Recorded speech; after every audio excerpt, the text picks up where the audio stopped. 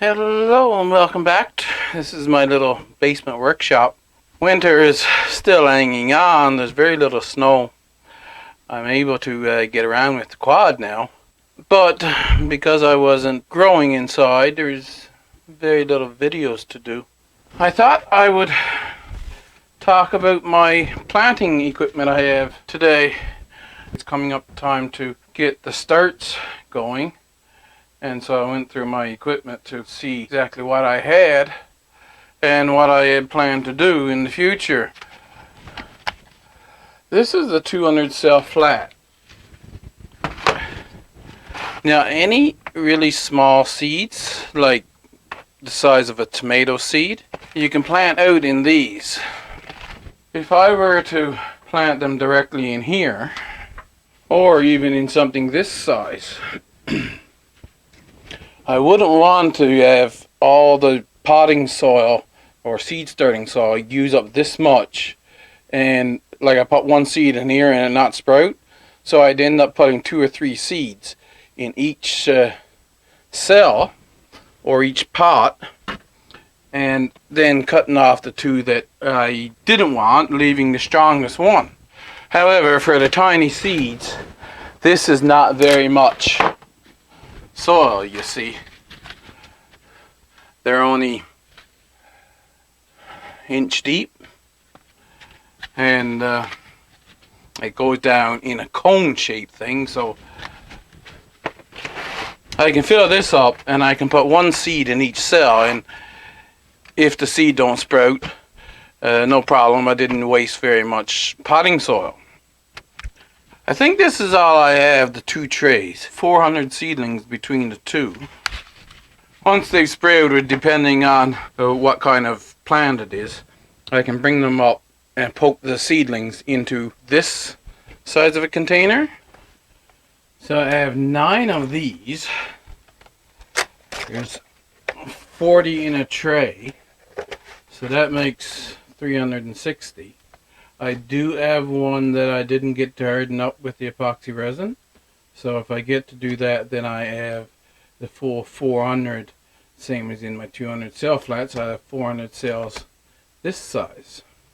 I am debating or wondering whether I can start cucumbers and squash in these. I can start them, but squash, as you know, they come up with very big leaves, so I don't know if I can start the squash in here and transplant them directly from here to the garden. But I'll start them in here, and if I do have to up pot them, then I'll cross that bridge then. I did get rid of some of my experiments on trying to get good pots for my starts. And this is pretty much what I had left. I had these cups, but I've made them. You see the holes around the edge? Ends up that's the only good ones I have left. I had quite a few. I had like 200 of these. Now these are your regular nursery pots. They are the sturdy version. And one of the big things, you see, they're quite sturdy. They'll last, if you don't abuse them, they'll last forever. But you see the holes that are in the center of the sides, they're right down near the bottom. So when I put a little bit of soil in here and pack it down, then I can use the wicking mat version of keeping the plants watered, which in my opinion is the best, because it's the same as bottom watering, but you just go along and you just keep the tray filled, and the soil that's in the pot, it stays moist but not wet. And so I have that stack of those, 17. Here's another different version. They're pretty much as strong, and the bottom is the same as those I just showed you. Another 4, that makes 21. These are really flimsy, so As long as you're very careful with them. The corner holes are down at the bottom on these, so they too can be used on the wicking mat, making watering the plants much easier. So as long as like I said, can keep these from breaking, then that's another 3 I have there, making 24. I have 3 round ones. They're different. You got that lip on there. This one is a little more sturdy, and these are not very sturdy at all, so I got to be careful with them. Once again, the holes, the way the bottom is designed, you just put them on your shelf with your wicking mat, and there you go. You don't have to worry about your plants drying out. You can even, if you have enough of a reservoir, you can put them there and you go away for a week and come back, your plants are just fine. That makes 28. I can still use these. Now this is the one that a lot of people put their tomato seedlings in. So I have 9 more. That makes 37. This is basically garbage. They crack so easy. This one's cracked here. But for now, they're still good, so I can use them this year. I have 2 different sizes. The way the holes are designed on the bottom, it's not really that good for the wicking mat version of watering them. But this one will do. Some of them, the holes don't go right to the bottom. So, you say they're very flimsy. I'll use them for this year. There's 8 there and 3 there. That's another 11, bringing me up to 48. These, I have these 2 colored ones are fairly sturdy, but the holes are up on the side, so I don't know how well that's going to work on the wicking mat. 49.50. These are nice. So this is the smaller version of the round ones I showed you earlier, and a good bottom design. 6 of these, so 56. A little bit bigger ones. Same good bottom design. They're not very strong, but with this round over on the top, it keeps them from breaking as easy. So maybe they will last. 56, 57, 58, 59.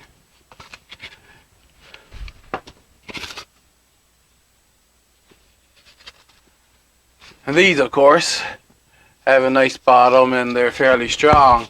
They are actually for having plants in long term. You buy this from the nursery and then you just set it out on display at your home, right? That's what those are for. So that'll make 61 trays. 61 of those size of pots. I'm going to go with that for tomatoes. Now, with tomatoes, you see, I have 10 on the west side of the bay window, 10 on the east side of the bay window, and 10 or 20 down by the fence. I'm not sure yet. So that's 30 or 40 tomato plants that I need. I want to grow a couple extra just in case, and also I can gift some to other people. But with 61 of those, then that will give me enough to also maybe, if I have to, put some of the squash and pumpkins up into a bigger pot. Of course, I already showed you these, and I made these because I wanted the plug for the onions to be at least 2 inches deep. So I'm expecting this to do beautiful. I've got 3 under it and 3 under it. I can go through a lot of onions, so 600 onions is probably not too many. The other thing is space to plant them. I don't have the garden big enough yet, so that will always be an issue, not having a garden big enough. Peppers. I tried growing peppers in the sunroom, and I grew them. My problem was I couldn't hand pollinate. So try as I may, I got half a dozen peppers out of at least a dozen plants. Now, and I think I have it on a video, but the Shintaka ghost pepper from John at Will It Grow. So I grew a plant from one of his seeds and I put it outside during the heat of the summer, and it was loaded in peppers. Then I brought it back into the sunroom in the fall and waited for said peppers to ripen up. Excellent crop of peppers I got off this one little plant. So I looked it up. For bell peppers and any of the other big plants, you need a pot between 3 and 5 gallons at least. One site said that going above 5 gallons wouldn't really do you anything. So 5 gallons. And you're thinking, well, you just buy 5-gallon buckets, right? There's a few issues with that. One of them is that they will deteriorate in the sun so fast, and it looks kind of cheesy anyway to have 5-gallon buckets around, in my opinion. But it's a thing if that's what you got. However, I thought if I could have some nice planters to put them in, it would be really nice. Even nursery pots like this would be good, eh? But I only have one of these. This is approximately 5 gallons. Now, as far as this goes, it's 10 inches across up here. If it was straight down, it would be almost 5 gallons. I made this from the siding. So I'm going to show you how I made them now. But this is, so about 4 gallons maybe. I'm going to make some more, but I'm going to make them 11 inches across instead of 10. And then it'll be pretty close to 5 gallons. So what I have to do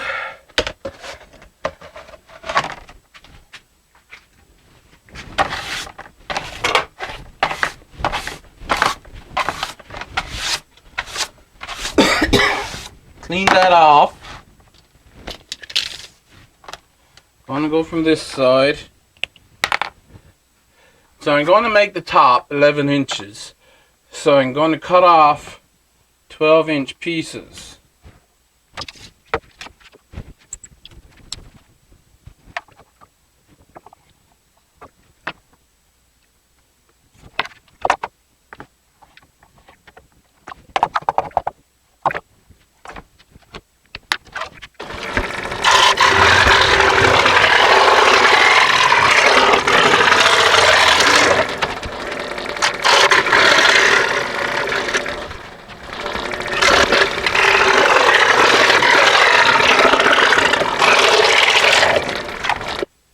Heat-resistant glove. I got this desk cleaned up now, and I tried it out earlier. It does withstand the heat from this, so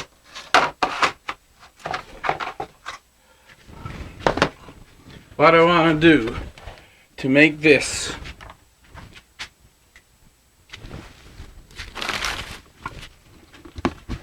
you see, this is 12 inches from here to here. So I've got to stretch this out so that I get that full 12 inches there. So this bottom part now, this corner I have to straighten out and leave this corner at a 90 degree.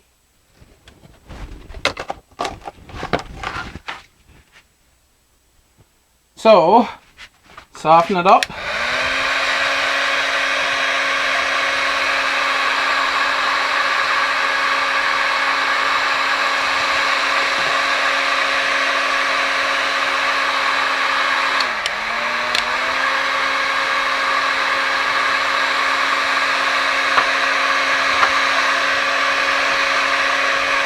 See, I have it up down below the edge.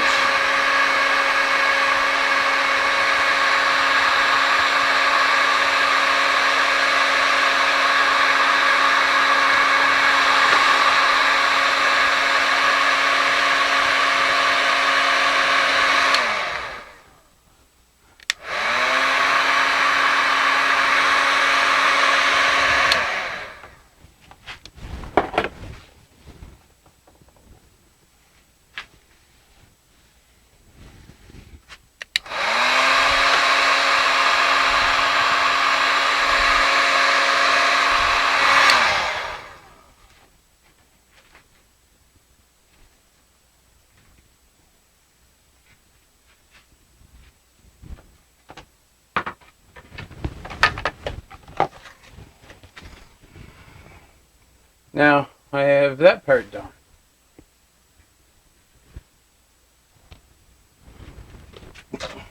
Now I need to straighten out this corner.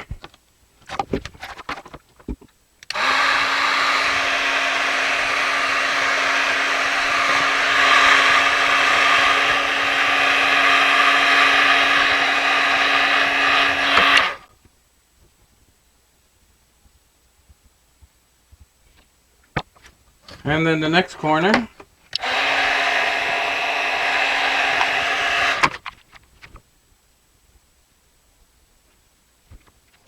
And then I have two ridges here. I'll put this edge down over here so that the entire thing can be flat on the table.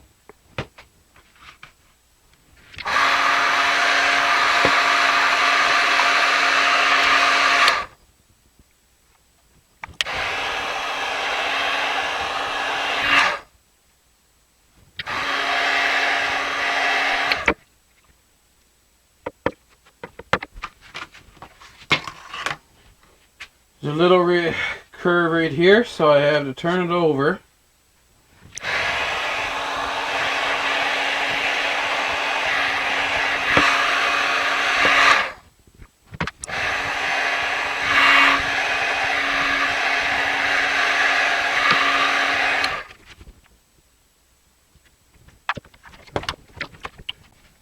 There, I've got a square piece flattened out. And like I said, from the holes up there to the bottom here is exactly 12 inches. I have to do that 4 more times.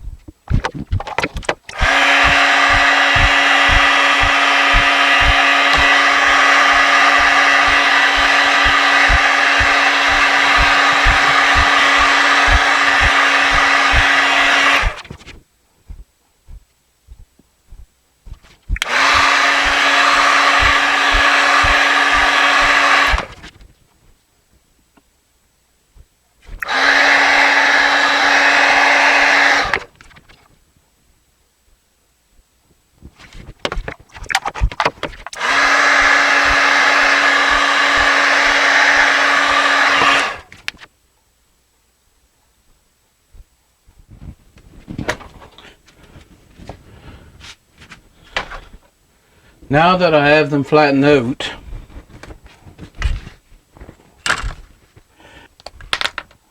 I had to find a center line, and I said I was going to do them 11 inches, so that's 10.5 each side of the center line. I mean 5.5 each side of the center line.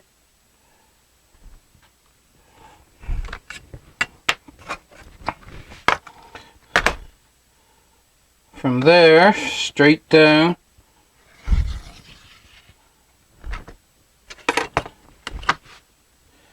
this is the center line.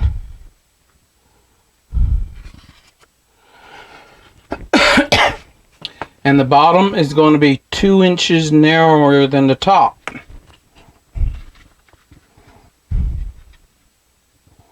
So once again, I'll put the 6 on the center line. And it's going to be 9.5, so 4.5 over each side.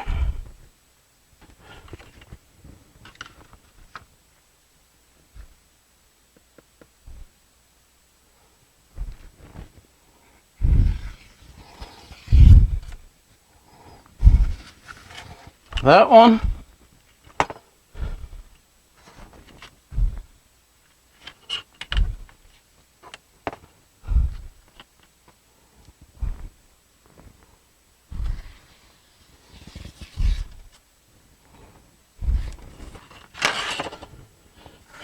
Like so.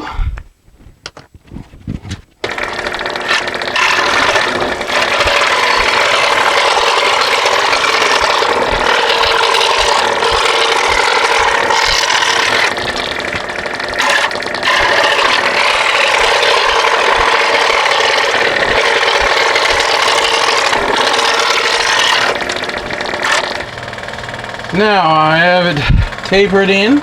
As I go down to the bottom, I'm going to have 4 sides, so that means this here is going to have to be cut on at least a 45.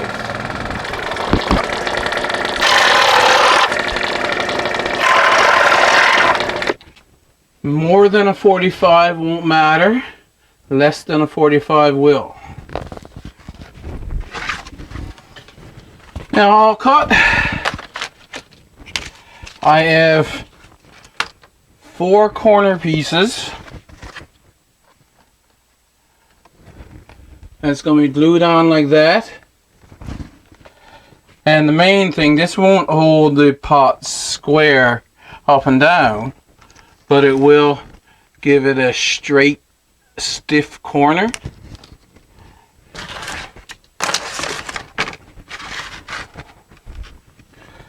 So I have the glue gun warmed up, and I'll run a bead of glue along here.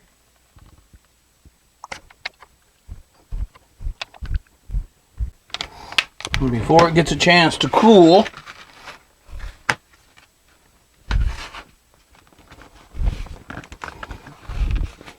put it as tight into that as you can.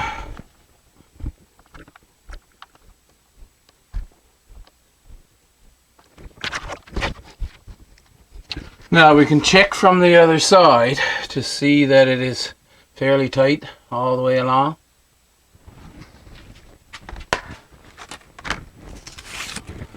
We take another corner, do the same to the other side.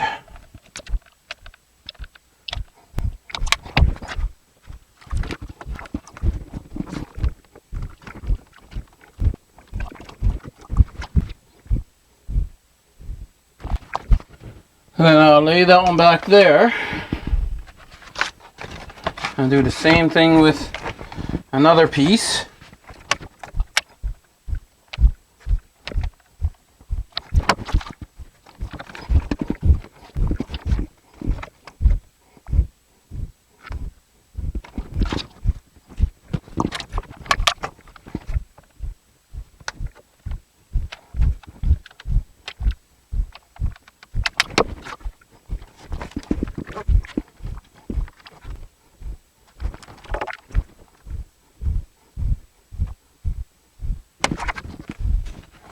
Now I'll take the piece that's colder,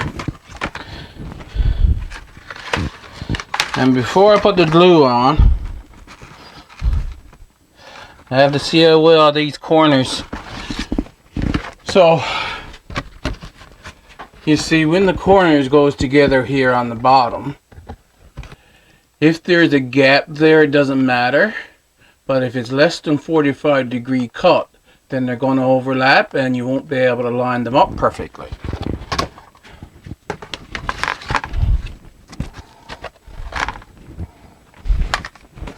So I'll stand this one up and put a bead of glue along here.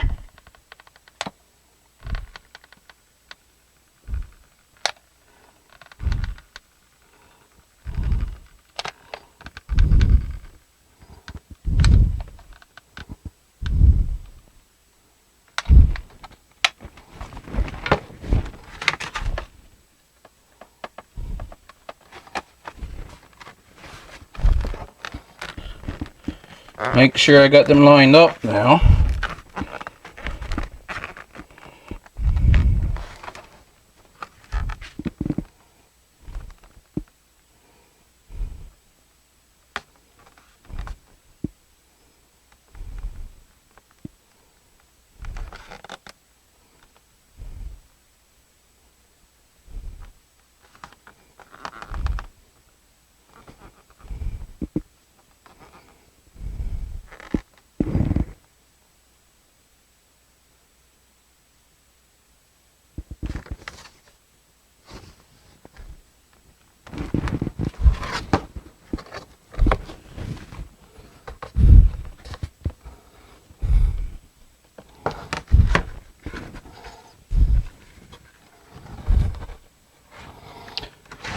At this point, see, you've got to make sure the glue is cool enough so that this piece don't fall off while you're trying to put on the other piece.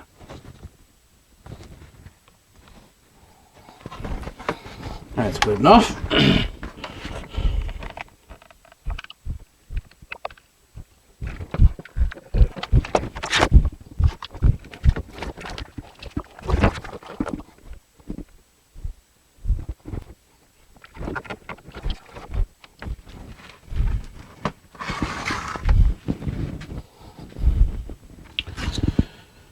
That's 3 sides.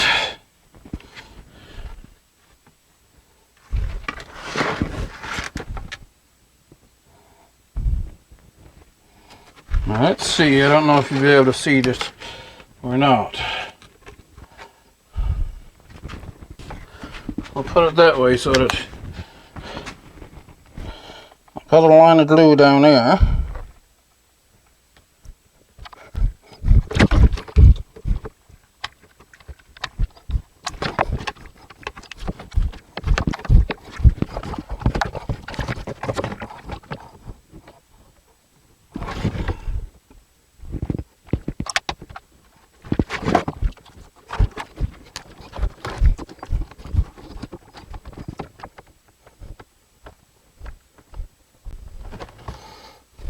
Stood that up too fast, see? And it almost came apart.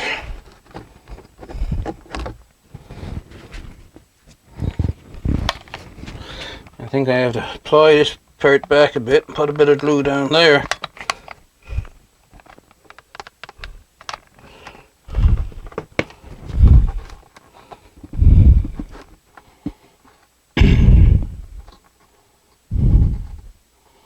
It is a bit forgiving because technically you can use a wood burning tool or something and remelt the glue.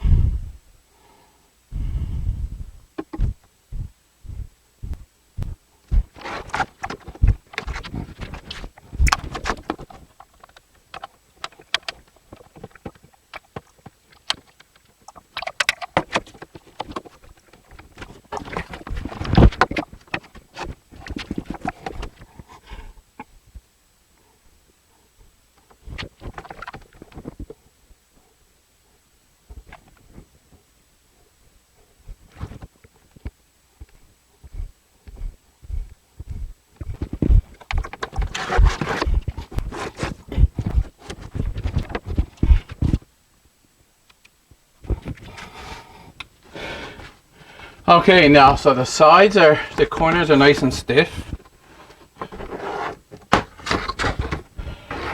but this won't be perfectly square. I have 13 3/8 that way,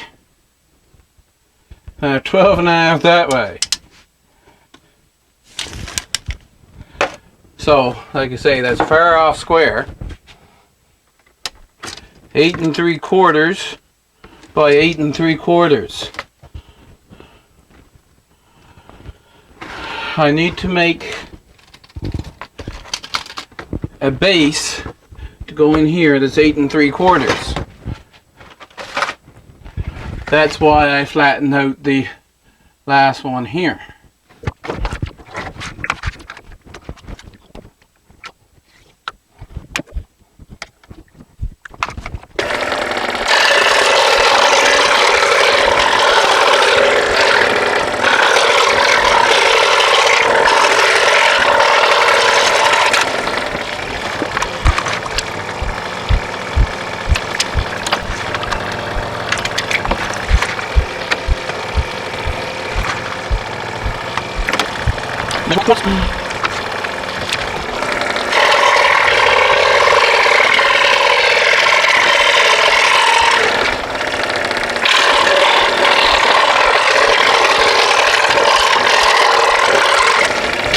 No, see if it's not fit. It's big. I could have it too small there. It's a little loose, but it's big enough.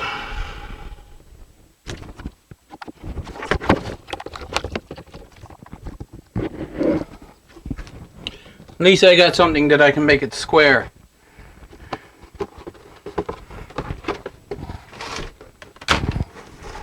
So what I'll do, So I'll put a bunch of glue in right there.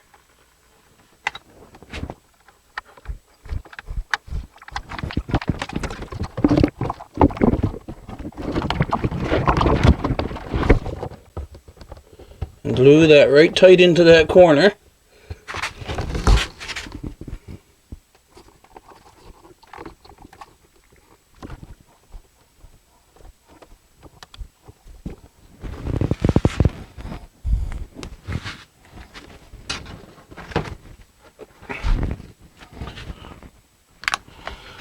Then I'll put some glue down here.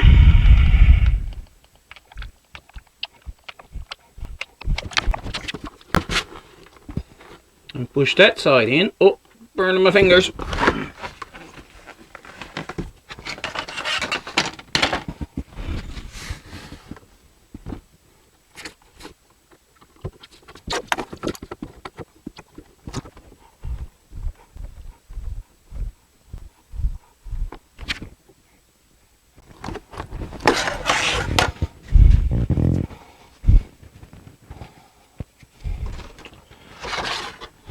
See, when you got those two sides done, then it is held square.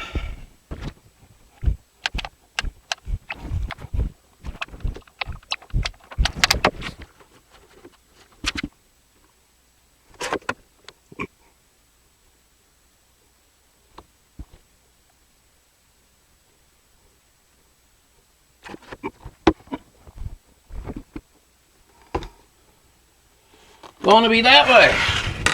Not enough purchase there, so just going to add the glue around inside here.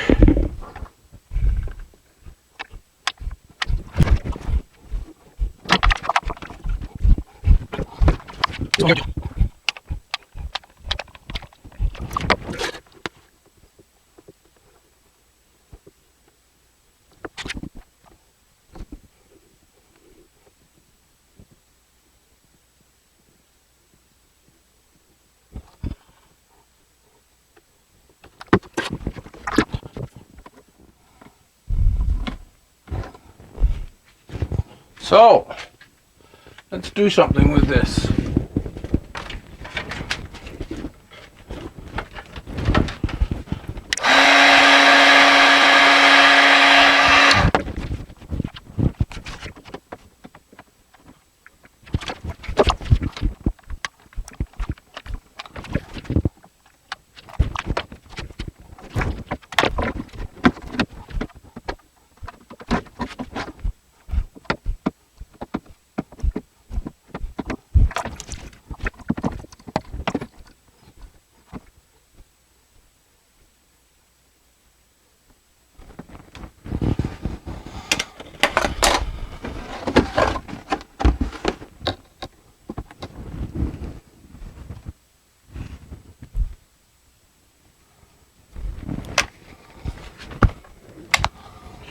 To an extent, I want to just run a bead up the corners here, just a little small one.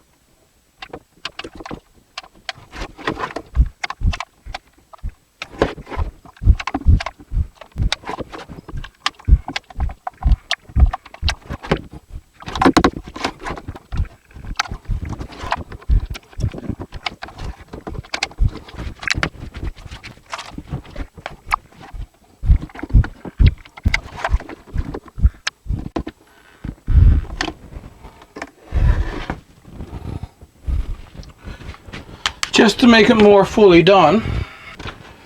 This planter cost me about $1 to make. Now, since the glue is not quite dry, I'll bring back the other one. It's a nice sturdy planter.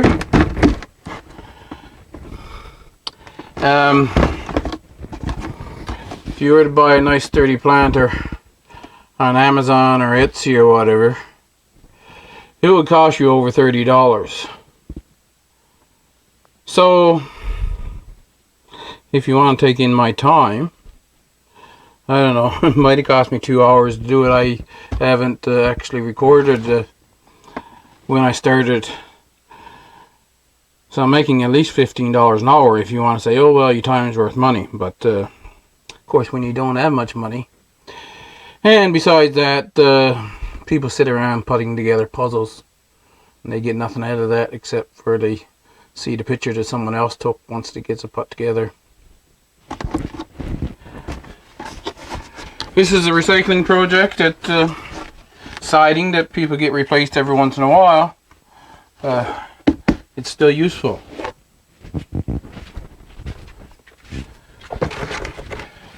These are actually the first two I made. I made this one,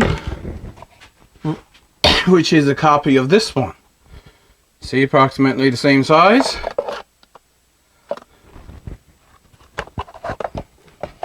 And then I made this one. I don't have the siding so flat on this one, but it's a nice planter. And then I made this tray, which is quite sturdy. I mean, the other trays that you get for starting your seed starter trays, they're so flimsy. But this one's nice and sturdy. Then I can make it as deep as I want, right? I was thinking about this for making one of those inserts with, say, a 3-inch openings for squash and pumpkins. And I might do that yet, I don't know. That was the, latest recycling project. Hope you enjoyed the ideals. And I shall see you in the next video.